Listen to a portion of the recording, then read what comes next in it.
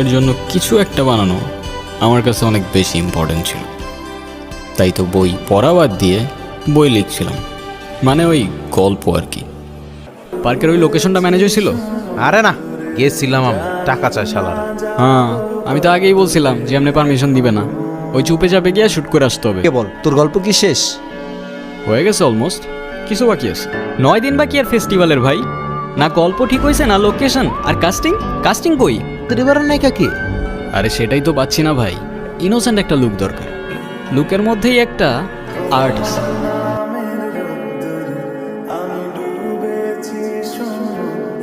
Art আছে বুঝলি? আচ্ছা চল, বাকি ডিসকাশন কোচিংয়ের পর করবো না।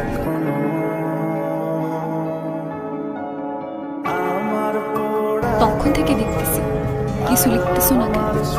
আরে বুঝতেছি না কি লিখবো। আমি হেল্প করতে পারি, কিন্তু আইসক্রিম ট্রিট দিতে হবে।